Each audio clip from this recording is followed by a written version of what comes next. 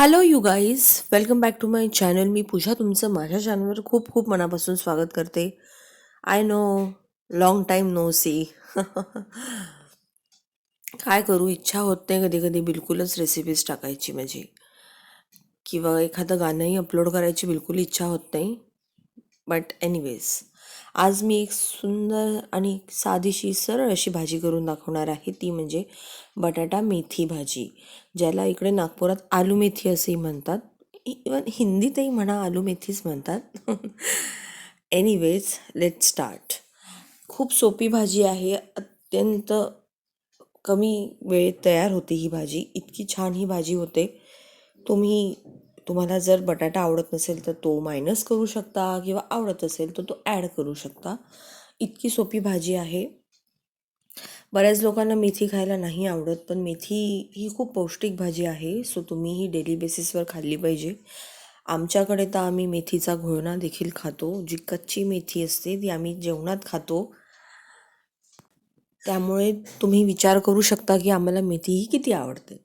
So इथे मी तेल घेतलेलं आहे. तुम्हाला जर मेथीची भाजी छान आवडत असेल खावीशी, तर कधीतरी थोडंसं जास्त तेल टाकलं तरी काहीही हरकत नाही आहे.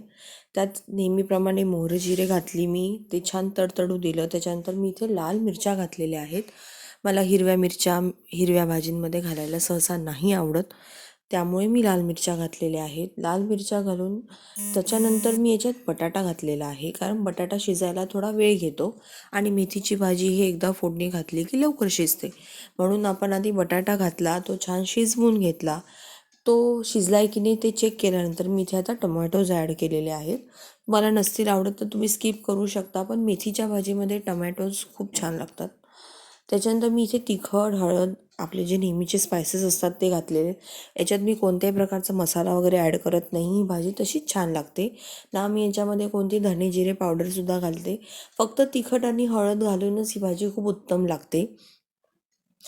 आता लोक म्हणत असतील, हिरव्या भाजीमध्ये तू तिखट का ॲड केलंस, किंवा मिरचीची पावडर का टाकलीस.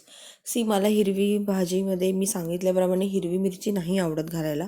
त्याने टेस्ट फार वेगळी येते, पण बऱ्याच लोकांना आवडत असेल.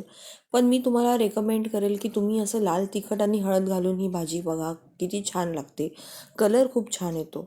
छान मिक्स झाल्यानंतर मी त्याच्यात मेथी घातली. स्वच्छ धुवून चिरून घेतलेली मेथी घेतली होती मी, आणि मग ती छान परतली, थोडंसं शिजू दिली. लगेच तुम्ही ज्यावेळेस मेथी ॲड करता त्यावेळेस लगेच तुम्ही मीठ नका ॲड करत जाऊ, कारण ती श्रिंक होते, आकुंचन पावते. सो ज्यावेळेस ती छान परतल्यानंतर ज्यावेळेस ती बारीक होते किंवा आकुंचन पावते, श्रिंक होते, त्यानंतरच तुम्ही मीठ ॲड करा त्याच्यात. आणि 1 ते 2 मिनटं छान वाफ येऊ द्या. अजिबात झाकण ठेवायचं नाही, त्यामुळे भाजीचा रंग हा काळपट होतो, हिरवा राहत नाही. सो ही एक टीप लक्षात ठेवा. खूप सोपी भाजी आहे, इतकी इझी आहे, तुम्ही कधीही बनवू शकता. आता तर छान थंडीचे दिवस आहेत.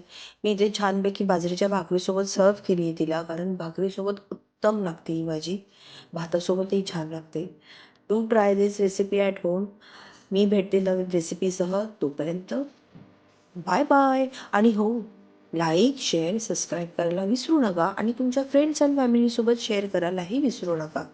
बाय.